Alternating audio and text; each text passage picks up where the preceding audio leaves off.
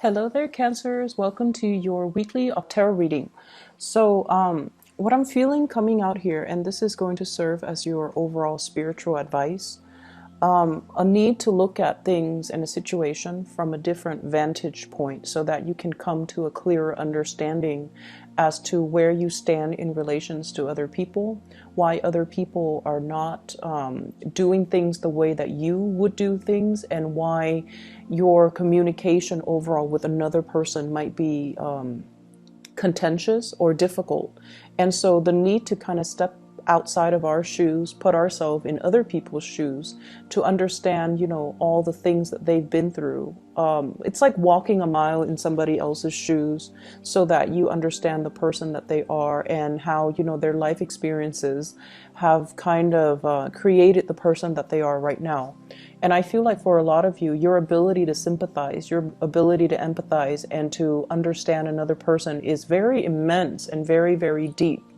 But I feel like in close interpersonal relationships as well, a lot of the times we lose our perspective, and a lot of the times too, our vision of what we want to build together as a relationship, as a unit, it might be, I guess, like it might be colored by our perception of what relationship entails, whether or not relationships are going to last, or whether or not we truly believe that relationships are meant to be, forever. So I feel like there might be some ideological clashes between you and a partner, between you and even a business partner, or between you and family members, based on the transient lifestyle that they have led. It's like they've been through a lot of turmoil and hardships in their own lives, and they don't see everything as permanent and long lasting, and it's really hard for them to kind of commit. And so it's kind of I don't want to say your destiny or your responsibility, because, they need to find that within themselves. But I almost feel like it is in your path to kind of show them that, hey, things are okay. We're in a different environment now.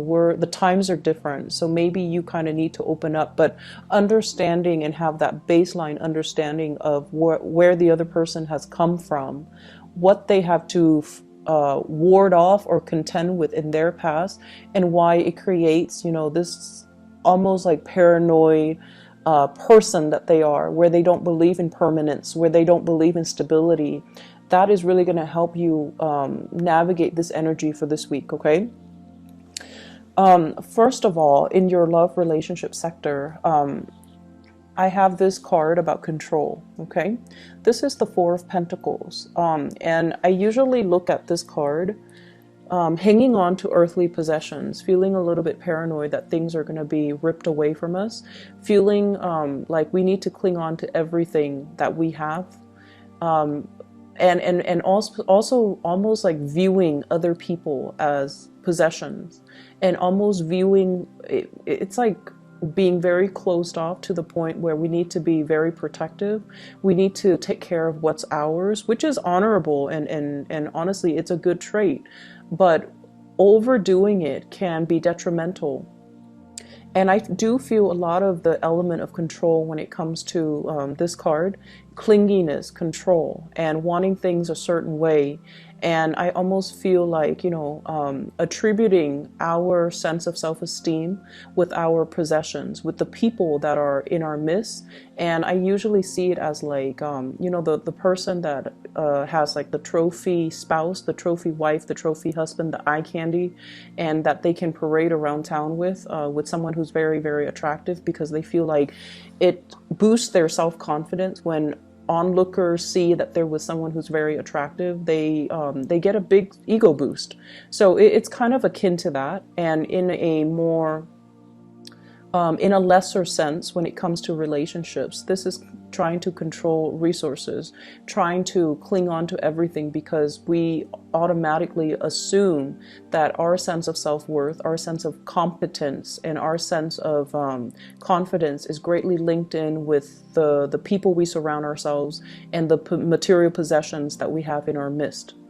And I also feel as well, when it comes to arguments, when it comes to dealing with another person that you're romantically involved with, that you're married to, or, you know, a significant other, whoever it is, that you're romantically linked up with, this is like not being able to see outside of our own vantage point. Like I said earlier, clinging on so strongly to our beliefs that when people question our values, question our beliefs, we feel like it's an attack on us personally. And so we tend to get a little bit defensive. And a lot of the times, the things that we are very defensive about are things that we know to be true about ourselves. And that's why it's like touching a sore spot that we don't want to look at. It's like touching something we have swept under the rug that somebody is now poking at, and it makes us uncomfortable. So if there has been, you know, arguments and things like that where a partner has somewhat like triggered or found your soft spot, these are areas that you have to work on. Rather than getting defensive, maybe it's time to, you know, say like, let's take a break from this. Let me ruminate over what you have just said, and then I'll come back to you at a later date. You know, detaching yourself so that you can do some inner examination, and that so you can figure out why these are such trigger topics for you, and why issues of control and dominance are playing out in your relationships. I feel like for many of you, it's like either side of the coin. You might be attracting people who are kind of like impulsive, or they're like trying to plan out everything for you in your life. So they might be encroaching, like crossing over your boundaries, or not respecting your free will. And so you have this defensive stance up all the time regarding a relationship partner, where you're trying to maintain your space and you're trying to take control of your own life. And then for others, there's this issue of, you know, control and things like that coming in your relationship that you're exuding towards another partner. The partner that you're dealing with shows up here as the Six of Swords. This is somebody that has been through hell and back, okay? They've got a really interesting backstory. So if you're dealing with someone that has been through like a lot of tumultuous childhood, a lot of dealing with, you know, a lot of relocation, moving from one place to the next. They've never had a place where they can call home. They've never had a place or a family, or even like a love relationship that accepts them for who they are. And I feel like this is a partner that has been through so much in their own lives that it's hard for them to believe in love. It's hard for them to believe in, you know, soulmates and stability and even, you know, permanence. Okay, I usually think of this as a refugee card. It's somebody that had to be uprooted against their will from their place of familiarity and safety, and they have to venture off into a new land. And usually this indicates as well people of different nationalities, interracial dating, people of different cultures coming together. And automatically, you know, whenever that happens, there's always going to be ideological differences, cultural differences, even cultural rifts and cultural divides that that can be very difficult to overcome. And if there are linguistic differences, or they're saying difficulties, but I'm hearing, well, it could be both. If there has been communication difficulties due to linguistic differences between the two of you, I feel like that's another issue that's kind of like, it's like another level of that lattice on top of the existing problems in the relationship. So you're dealing with someone who has, you know, he or she has had to overcome a lot of trials and tribulations in their own life. They are very self-made. They don't sit around and whine and complain over things. They just get things moving. And I almost feel this need for someone who you're involved with. They're constantly moving so that they don't have to process things, so that they don't have to feel things, because their emotions can be so overwhelming. If they took the time to really, you know, see a therapist or to really vent, it's like it would open up a floodgate of emotions, and they're not really ready to do that. So you're dealing with a partner who might be very broken, very injured. They're moving away from that. They're sailing away from it, and they're coming into calmer waters, and they definitely feel there is a lot of safety with you. They definitely feel like there's safety, there's a purpose, and they're trying to build that permanence with you. So rest assured that you're with someone that's not going to be leaving, and you're with someone that finds the comfort and home in you. And at the same time, it's going to be a very slow process for this person to heal from whatever situation they've had to contend with in their past. And so, you know, they're coming from a space where they might be a little bit downtrodden and broken. They're coming away from it. But I also feel like there's a very strong sense of protection that you are giving off towards this person. You know they've been through a lot, and you are also very paternally protective of them, to the point where it might be patronizing, to the point where you are offering to do everything for them and not allowing them that freedom of movement, or not feeling like they're capable or competent enough to do it. You might do it, like it might be inadvertent from your end, but I feel like you're trying to control the situation, okay? I usually see this combination as like controlling elements seeping into the relationship. One person might feel like it's healthy, but the other person, I feel like, feels like it's stifling. So be very careful about that. If that's your energy that you're bringing to the table, be careful in identifying that early on. If that's an energy that you feel coming from a prospective suitor or somebody that you're dealing with long term. The energy is very subtle, but it can be very toxic in the long run if you're not careful. Okay, if you don't nip it in the bud, it's going to escalate. So be careful about that. I also feel as well, others of you who are dealing with another person who's a lot more, I want to say a lot more stable, is looking for permanence, is looking for kind of like home, okay? We have here the Queen of Wands, and this is a fire sign, Sagittarius, Aries, or Leo. And it's also echoed in this card here. This is the Knight of Wands, okay? Somebody who is foreign to you, so from a foreign land, a foreign location, a foreign country. This is somebody that is a Sagittarius, an Aries, or a Leo, sun, moon, or rising. And what I feel coming in with this card is, this is somebody that's really, really, really fun to be with, okay? They exude a lot of excitement, a lot of passion. There could also be a lot of chemistry between the two of you. And the energy is really, really strong. They're very proactive. They get a lot of things done in their lives. They're kind of on top of this hill, like, I've made it. I'm now scanning around for a suitable partner, but somebody needs to be on my level. Otherwise, I'm not going to date them. So this is somebody who is quite picky. And if someone doesn't really, you know, they're on a hill, so they have a lot of prospects, right? They're looking at things from a bigger, larger vantage point, or a higher vantage point. And I feel like they see what you're about, and they need you to kind of like walk up this hill and meet them halfway, or they need to know that you're on their level in order for you to invest in them. And on your level doesn't mean material wealth. On your level doesn't mean professional like achievements. It basically means wanting the same things, wanting adventure, wanting expansion, wanting to, explore the world and look at the world as a playground, rather than, just going through the motions, work and home, and rather than looking at the world with a pessimistic view. I feel like they want an equal partner in fun and adventure, and I feel like they're going to be a really good person to travel with. They're a good person for you to expand your worldview, your consciousness with.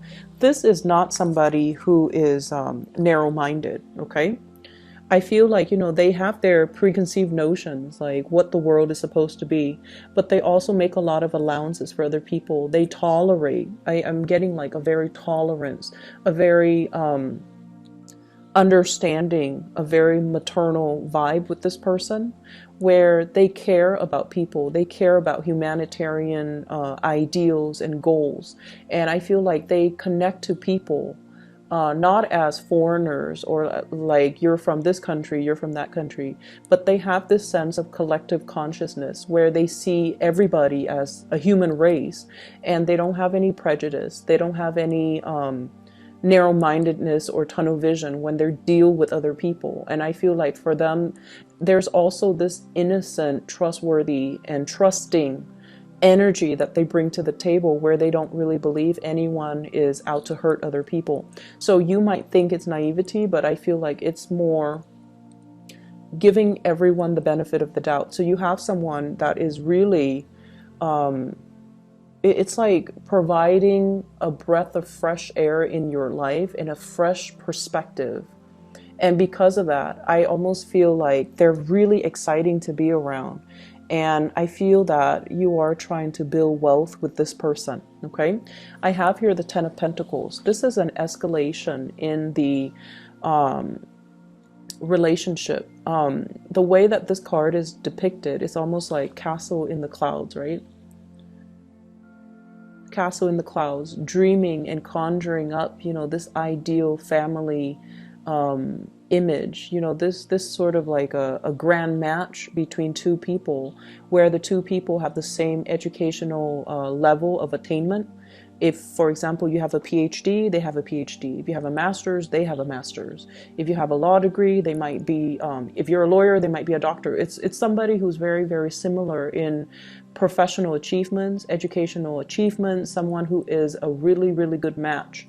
And for those of you who are in arranged marriages, I feel like your parents or whoever is setting you up might have somebody in mind for you who is a really, really good match. So a really suitable match for you, not just materially and professionally, but also a very good match for you on a spiritual level, and that will really allow you to grow and have a really fun relationship as well as a stable, suitable relationship.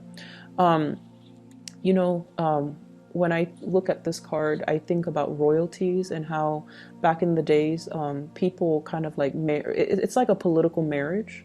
But I feel like with this card and with the energies that it's wedged in between, you're meeting somebody that is a really good match for you. And I feel like there is this nesting instinct that's going to come naturally to the two of you, okay? Nesting instincts, people assuming their specified gender roles. So even for same-sex couples, it's almost like one person will step up and assume the feminine role, the other person will automatically then assume the masculine role. So whatever that means to you in every relationship, even same-sex relationships, we kind of need to embody the yin and yang energy in order for the energy to flow well. And I feel like there's this natural affinity that you have with another person where one person embodies the yin energy and the other person that yang energy, and so things will move along very, very smoothly. And as a result of that, we're going back to the first card. This is about, you know, relinquishing control. This is about allowing your partner the freedom and also the opportunity to step up and, you know, take control of situation, or also allowing, you know, the natural flow of who's in control and who's relinquishing, just allowing that to naturally calibrate between you and another partner rather than forcing a connection, rather than, you know, having it a specific way. I do feel for many of you in relationships, you are at a point where you are trying to, you know, your nesting instincts are kicking in. You are trying to build something with a relationship partner. So you might be conscious or, you know, a lot more aware about your spending, which is a good thing. You are a lot more conscious about saving up. You are a lot more conscious about, you know, taking care of your relationship partner, wanting to purchase a property, wanting to buy a house, wanting to buy a car, wanting to, you know, save up for the children's college fund. So you're doing practical things to sort out and balance out your resources just so that you can pass some things along, pass down a legacy, pass down an inheritance, and leave something of lasting value to your children because somebody is triggering this nesting instinct within you. In other areas of your life, I do have a spiritual advice that's coming into the picture for you. And I feel like for some of you, and I know it's supposed to be, you know, spiritual advice, but I'm seeing it here, so I'm just going to say it. I feel like you have an ex that's still haunting you for some of you, and you have moved away from it, but I feel like you can't be rid of them. That's what it feels like to me. They're either relentless, like they won't let go of the connection, or you're not being clear enough. And this is something I've mentioned before many times for Cancerian people, especially the men, especially the Cancerian men. You're really nice people, and a lot of the times you send, you know, confusing messages to the people that you're interacting with. And take a page out of the, I want to say, what sign is very final? Capricorn. Take a page out of the Capricorn playbook when it comes to, you know, exes and relationships, okay? When they're done, they go silent. They don't even need to entertain that person. When they're done, Capricorns are done, they will ghost you. And you will never ever know, you know, did the Capricorn person die? Are they okay? How could they not respond to me? Well, it's because they're very final. And also, it's because they also, and I feel like this is their incentive or their, you know, rationale for doing what they do. It's because they don't want to open up that door of communication and have you confused, or they don't want to, you know, lead the other person on. So I feel like with Capricorns, when it's done, it's really done. They close the door for good and they move on, and you won't hear anything from them. And I feel like with you Cancers, I feel like it's very difficult for you to do that. And you might chalk it up to playing nice and being courteous. But what it does is that it creates hope from the other side, from the other person, that, oh, they're still talking to me. They might want me back. Maybe not now, but one day. So I'll keep knocking at that door. And that's not fair to the person that you're dealing with. And I feel like you have an ex here that's a little bit ruthless and a little bit relentless and a little bit like someone who tries to keep coming back. And I feel like you need to be very firm, and you need to, you know, out of respect for your current relationship right now, you need to be very firm about setting your boundaries with exes, okay? And the reason I say exes here, we have the Death card. You moving on. You've already decided you're going to move on. You've already physically, emotionally, mentally moved on, and somebody's coming knocking. Someone who still carries a torch for you. Someone who might have had like a very passionate one night stand, fling, relationship, even marriage with you, and they're relentless. They're pursuing you, and they don't even have to be a fire sign. I just feel their energy floating around you. And I feel like, you know, first, you were stuck in limbo, waiting on this person, waiting for things to get better. You've moved on your own. You've moved on. And I feel like you might have been waiting for them while they were going around, you know, trying to find themselves, and quote unquote on that. It's like trying to find themselves. They were like too selfish to be in a relationship. They were just like not taking you seriously while you spent a lot of time waiting around for them. And then, you know, they choose to come back and give you communication whenever they felt like it. With this Eight of Wands here, this is swift, fast communication, travel, movements, and whatnot. And I feel like, you know, when the communication was not responded in the manner that they hoped, they come out and they physically show themselves in real time, like showing themselves, and you know, you've tried to move on. So it seems like there are some lingering energies with exes and things like that, and you kind of need to let go. And I see like many of you don't have a choice. You're letting it go because it's really interfering with your current relationship, and you're trying so hard to build that up and to maintain that. And good for you for realizing and recognizing that, because I feel like the ex keeps knocking on your door, and you can't send out mixed signals, okay? It's very counterproductive, and energetically, it's just it's not a wise move for you and for the other person. So lay it to rest. Other things that I am picking up from this spread here, I feel almost like for many of you, there is major contemplations about trying to get your life in order, trying to, get rid of bad habits, trying to reorganize your life, and trying to get yourself in a space where you can be proud of your achievements, where you can get things moving for yourself. So I almost feel like this fire lit up under you, where you're like, okay, I need to get things done. I've been stalling. People have been stalling me, or I've been stalling. I've been kind of like on the sidelines of life, just hanging around. And, there are so many things, so many dreams and aspirations and, things that I want to do, things that I want to achieve, but I've just been dangling here for quite some time. And then life, before you know it, passes you by, right? And it's sort of like, how if you've been like this, right? And then you get yourself out of this situation and you turn yourself upright, you have this massive head rush, right? Like it just feels otherworldly. So I feel like that's the head rush.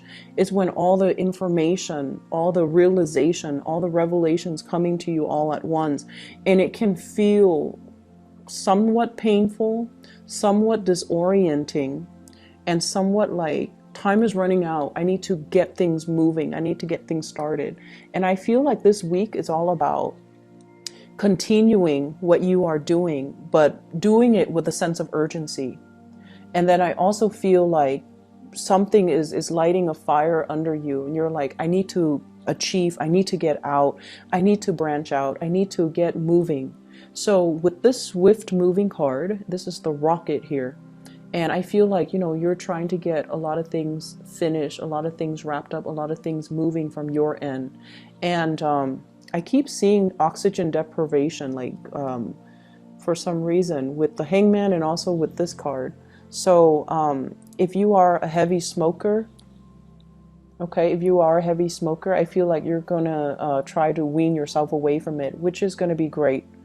And then whatever you partake in, and it involves, oxygen deprivation, try to wean yourself away from that, because I feel like a lot of the times, we need all the oxygen to our brain so that we can make clear decisions, so that we can, think clearly, think quickly, and be able to kind of systematically process information.